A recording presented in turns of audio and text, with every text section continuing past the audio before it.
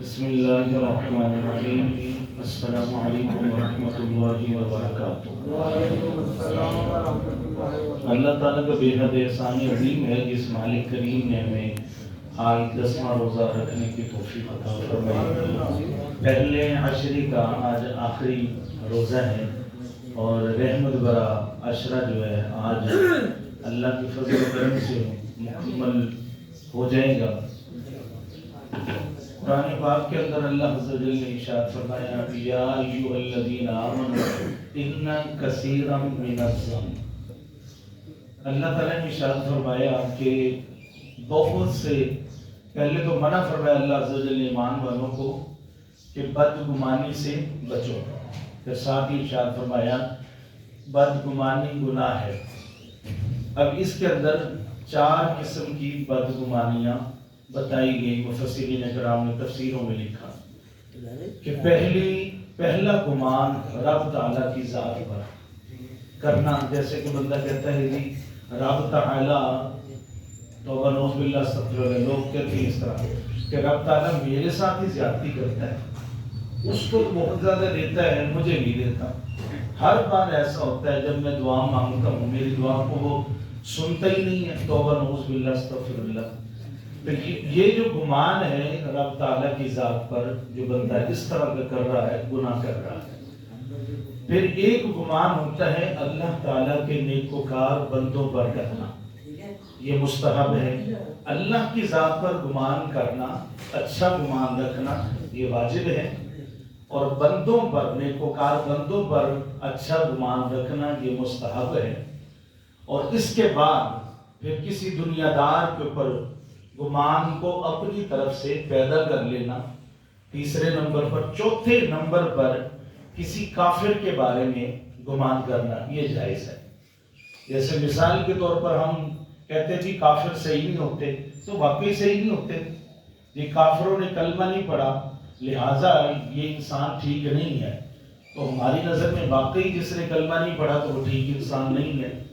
تو یہ 4 قسم کے گمان ہو گئے۔ تو اللہ عز و جل نے ارشاد فرمایا کہ بدگمانیوں سے بچو، اس لیے کہ یہ گناہ ہے۔ ایک واقعہ میں نے ایک جگہ پر پڑھا تو میرے دل میں بیٹھ ہی گیا۔ کون سا واقعہ؟ وہ یہ واقعہ تھا کہ ایک اسٹوڈنٹ اپنے استاد کو بلاتا ہے اپنے گھر کے اندر اور یوں کہتا ہے کہ قاری صاحب، یہ میں مثال لگا رہا ہوں، قاری صاحب آپ تشریف لائیں، میرے دادا ابو کا ختم شریف ہے تو آپ ذرا پڑھ دیں، سالانہ ختم ہے۔ قاری صاحب تشریف لے جاتے ہیں گھر کے اندر ختم شریف پڑھنے کے لیے۔ اب قاری صاحب وہاں پر تشریف فرما ہوتے ہیں اور اس گھر کے اندر، اس کمرے کے اندر 3 افراد ہوتے ہیں۔ ایک اس بچے کا والد ہوتا ہے، ایک بچہ خود ہوتا ہے، اور تیسرے قاری صاحب موجود ہوتے ہیں۔ بچے کا والد صاحب بیڈ کے اوپر پیسے رکھ کے چلا جاتا ہے، پنکھا چل رہا ہوتا ہے، پیسے اڑ جاتے ہیں۔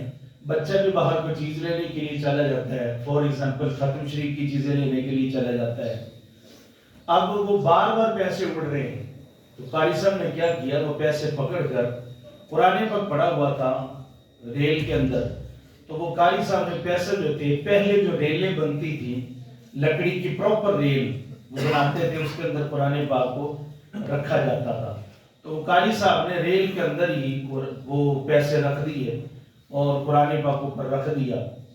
اچھا ختم شریف کا ٹائم ہوا تو قاری صاحب نے ختم شریف پڑھا، تو وہ اب دونوں باپ بیٹے ایک دوسرے کی طرف اشارہ کر رہے ہیں کہ پیسے کدھر ہیں، وہ جو ادھر پڑے ہوئے تھے بیڈ کے اوپر۔ بیٹا باپ کو کہتا ہے، باپ بیٹے کو کہتا ہے کہ پتہ نہیں، ان دونوں میں سے آپس میں اشارے کر رہے ہیں پتہ نہیں۔ حالانکہ 3 افراد اگر بیٹھے ہوں تو حدیث پاک کے اندر آتا ہے کہ 2 افراد آپس میں کانوں میں گسر پسر نہ کریں، اس سے منع فرمایا گیا ہے۔ اس لیے منع کیا گیا ہے کہ تیسرا جو بندہ بیٹھا ہے وہ یہی سمجھے گا، گمان یہ کرے گا یہ بات میرے بارے میں ہو سکتی ہے، یہ جو کانوں میں کرے، اس سے منع فرمایا۔ اب وہ آپس میں باتیں کر رہے تھے، قاری صاحب ختم شریف پڑھ رہے تھے، دعا ہوگی، اب وہ سوچ رہے تھے۔ اب اس کے بعد ان کا گمان شروع ہو گیا۔ کیا گمان؟ کہ اگر پیسے یہاں سے مل نہیں رہے تو قاری صاحب لے کر چلے گئے، قاری صاحب نے لے لیے ہوں گے۔ اب وہ گمان ان کا بڑھتا رہا، اور جیسے وہ گمان بڑھاتے رہے گناہگار ہوتے رہے۔ گمان بڑھتا بڑھتا قاری صاحب کو بلا ہی نہیں رہے، سلام نہیں قاری صاحب سے لے لے، ناراض ہوئے ہیں، باپ علیحدہ ناراض ہو رہا ہے، کہتے ہیں کہ ادھر نماز بھی نہیں پڑھنی، ایسے نہیں کرنا، المختصر۔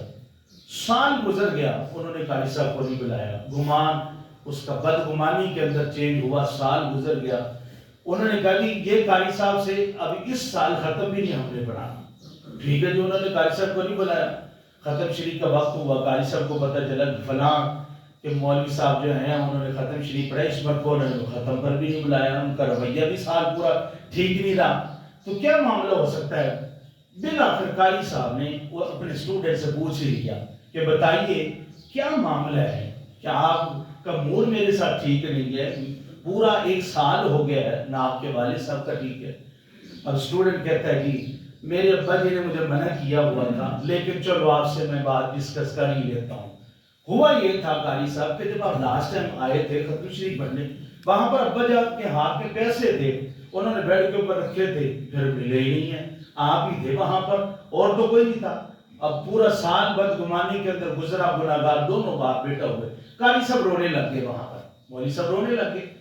اب وہ بیٹا کہتا ہے، اسٹوڈنٹ کہتا ہے جی کوئی گل نہیں جی، غلطی تے سارے کو ہو جاتی ہے، کوئی مسئلہ نہیں، جو تسی لے سی پیسے سے ہم دستے دیں نا، جو اب رونے کا کیا فائدہ ہے، کوئی بات نہیں، چلو میں ابا جی سے بات کر رہا ہوں۔ قاری صاحب کہنے لگے نہیں بیٹے، میں رو اس لیے نہیں رہا کہ پیسے میں نے لیے، میں رو اس لیے رہا ہوں کہ پورا سال ہوگا آپ لوگوں نے قرآن پاک کو کھول کے نہیں دیکھا، پورا سال ہو گیا قرآن پاک نہیں کھول کے دیکھا، ریل ہی نہیں کھول لیا آپ نے۔ اگر آپ ریل کھول لیتے، دیکھ لیتے، اس وقت پیسے اڑ رہے تھے، پنکھا چل رہا تھا، بار بار اڑ رہے تھے، میں نے کہا کہیں اور نیچے ادھر ادھر نہ ہو جائے، میں نے پیسے آپ کی ریل میں رکھ دیے تھے، جاؤ چیک کر لو۔ میں اس بات پر رو رہا ہوں کہ پورا سال ہو گیا آپ کے گھر کے اندر قرآن پاک کھلا نہیں ہے، رب کی رحمتیں اور رب کے رحمتوں کے فرشتے کیسے آتے ہیں؟ وہ تو آتے ہی نہیں ہوں گے۔ تو اس لیے آپ یہ سمجھ لیں کہ پورا سال باپ بیٹا بدگمانی کے اندر رہے، بالآخر پیسے انہی کے پاس ہی تھے، انہی کے قرآن پاک کے ریل کے اندر سے ان کو ملے۔ گمان جو ہے کسی کے بارے میں اچھا رکھنا، ہر وقت محلے دار کے بارے میں، رشتہ داروں کے بارے میں، یا آپ کے رشتہ دار کے ہاں اگر اس نے مکان بنا لیا ہے، اس نے گھر خرید لیا ہے نیا، اس نے گاڑی خرید لی ہے، آپ جب جاتے ہو کہ آپ کہتے ہیں وہ ترقی کرتے جا رہے ہیں، انہوں پیسہ ملیا کتوں ہے، تو یہ آپ کی بدگمانی ہے، رب کریم نے اس کو عطا فرمایا ہے۔ آپ ہرس نہ کریں، آپ بغض نہ کریں، آپ حسد نہ کریں اس سے، آپ رب تعالیٰ سے آپ بھی مانگیں کہ مالک مجھے بھی عطا فرما، اس کے خزانوں میں کون سی کمی ہے، وہ تو جب چاہے جیسا چاہے جتنا چاہے جس کو عطا فرما دے۔ تو آپ بدگمانی کر کر کے آپ اپنی ہی قبر کو بھارا کر رہے ہیں، آپ اپنی ہی گناہوں کو بڑھا رہے ہیں۔ اور اللہ تعالیٰ ارشاد فرماتا ہے وَلَا تَقْفِ مَا لَيْسَ لَكَ بِهِ عِلْمٌ إِنَّ السَّمْعَ وَالْبَصَرَ وَالْفُؤَادَ كُلُّ أُولَٰئِكَ كَانَ عَنْهُ مَسْئُولًا۔ اللہ تعالیٰ ارشاد فرماتا ہے کہ بچو اس لیے کہ اللہ عز و جل ارشاد فرمایا ان السمع والبصر والفؤاد، اللہ عز و جل ارشاد فرمایا بے شک کانوں کا بھی حساب لیا جائے گا، آنکھوں کا بھی حساب لیا جائے گا، دل کا بھی حساب لیا جائے گا، کہ دل میں کیا سوچا تھا، آنکھوں سے کیا دیکھا تھا تم نے، آنکھوں سے کیا تم نے دیکھا تھا، اس کا بھی حساب لیا جائے گا، اور کانوں سے کیا سنا تھا، اس کا بھی حساب لیا جائے گا۔ اب یہ آپ اس بات کو ذہن کے اندر رکھیں کہ آج اگر روزے ہیں تو روزے ہمارے اندر سال کے بعد جب آتے ہیں تو تبدیلی کیوں نہیں لاتے، ہماری زندگیوں میں تبدیلی کیوں نہیں لاتے؟ اس لیے نہیں لاتے کہ ہمارا جو ذہن ہے، ہمارا جو گمان ہے، ہم اس کو بدگمانیوں میں چینج کرتے رہتے ہیں، ہم بدگمانیوں میں چینج کرتے رہتے ہیں، جس کی وجہ سے نہ روزہ ہمارے اوپر اثر کر رہا ہے، نہ نماز ہمارے اوپر اثر کر رہی ہے، نہ حج، نہ زکوٰۃ، کوئی بھی چیز ایسا اچھا عمل جو ہم کر رہے ہیں وہ ہمارے اوپر اثر انداز کیوں نہیں ہوتا؟ اسی وجہ سے نہیں ہوتا کہ ہم نے اپنے ذہن کو صاف نہیں رکھا ہوا۔ تو آسان سی بات ہے کہ آپ کے گھر میں کوئی دودھ دینے والا جب آتا ہے تو دودھ اللہ کا نور ہے، اور دودھ ایسی چیز ہے کہ اللہ کے سوا کوئی اور بنا ہی نہیں سکتا۔ دودھ ایسی چیز ہے، اور دودھ ایسی چیز ہے کہ جو تھنوں کے اندر آتا ہے تو جانور کھاتا تو گھاس ہے جو سبز ہوتا ہے، تو دودھ بالکل وائٹ نکلتا ہے، آتا کہاں سے ہے؟ رب تعالیٰ عطا فرما دیتا ہے، رب کی یہ قدرت کا نظارہ ہے۔ دودھ دینے والا گھر میں جب دودھ دینے کے لیے آتا ہے، اگر برتن گندا ہم اس کو دے دیں، وہ کہتے ہیں کہ اللہ کا نور اس برتن میں پانا، برتن تو دھو کے ذرا لے کے آؤ، تو آپ یہ اندازہ لگائیں کہ اللہ کا نور ہم نے، یعنی کہ نورانیت جو ہم نے عبادات سے حاصل کرنی ہے وہ اس دل کے اندر ہم نے سمانی ہے. اس دل میں میل کچیل ہوگی تو نورانیت کہاں سے آئے گی؟ میل کچیل نکالیں گے تو نور خود بخود آنا شروع ہو جائے گا، ہمارا دل خود بخود روشن ہونا شروع ہو جائے گا. جب دل روشن ہوگا تو ہم کسی کے بارے میں بدگمانی نہیں کریں گے. اور آخری بات یہ ہے آج کے دن کے حوالے سے، وہ یہ ہے کہ آج 1 اپریل ہے، اور 1 اپریل کو کہا جاتا ہے یہ مذاق کا دن ہے. مذاق سے مراد ہوتا ہے جھوٹ کے لیے. کوئی بھی بندہ جھوٹ بول دیتا ہے اور بعد میں تھوڑی دیر کے بعد کہتا ہے، آدھے گھنٹے کے بعد کہتا ہے میں کڑے نہ مذاق کرتا سی. حالانکہ اس کے نقصانات کتنے ہوتے ہیں. اگر ایک دوست نے بائک کھڑی کی ہے، دوسرا دوست آتا ہے اس کو بائک کی سائڈ پر لے کر چلا جاتا ہے، اس کو پریشان کھڑا دیکھ رہتے ہیں. جتنے حضور نے فرمایا ایک انسان دوسرے انسان کو جب پریشان کرتا ہے جان بوجھ کر، تو جتنی دیر وہ پریشان کھڑا ہے اور پریشانی کے عالم میں ہے اتنی دیر تک اس کے گناہوں کی معافی ہو رہی ہے. وہ پریشان ہے اور اس کے یہاں پر نیک عمل اس کے ہاں شفٹ ہو رہے ہیں، اس لیے اس نے اس کو پریشان کیا ہوا ہے. تو وہ پریشانی کے عالم میں اس کو دیکھ بھی رہے ہوتے ہیں، سائڈ پر کھڑے دیکھتے ہیں کہ یہ پریشان ہے. اور وہ کیا کرتا ہے بیچارہ، وہ 15 پہ کال کر دیتا ہے میری بائک چوری ہو گئی ہے، بائک چوری ہو گئی ہے.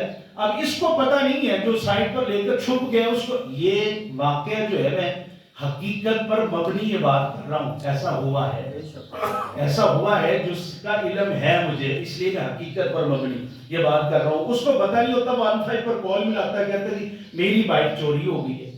اب پولیس کا ڈالا فوری طور پر نکلتا ہے ٹریکنگ کرنے کے لیے کہ کہاں پر بائک ہوگی. دوسری گلی کے اندر وہ کھڑا ہوتا ہے، وہ پکڑا جاتا ہے فوری طور پر. اب پولیس کہاں سے مانے؟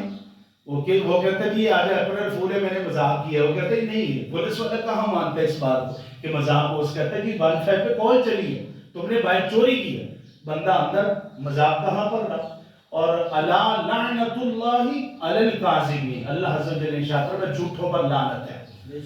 تو آپ یہ حساب لگا لیں کہ جس پر اللہ کی لعنت ہو تو پھر دوسری بے شمار لعنتیں بھی مل رہی ہو. یہ لعنت بڑی لعنت ہے جو اللہ عز و جل نے اس کے اوپر عطا فرما دی ہے کہ جھوٹوں پر لعنت ہے.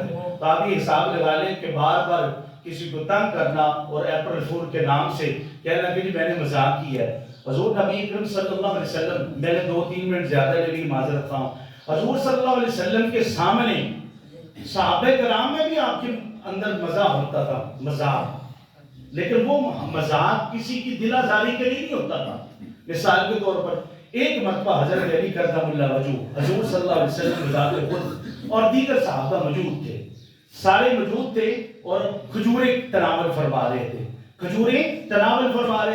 اور حضور صلی اللہ علیہ وسلم کے سامنے حضرت علی کرم اللہ وجہہ نے گٹلیاں ساری رکھ دی اور ساتھ ہی مسکرا کر فرمایا آقا آپ نے اتنی کھجوریں کھا لی ہیں، جس کا ثبوت گٹلیوں کی صورت میں ہے.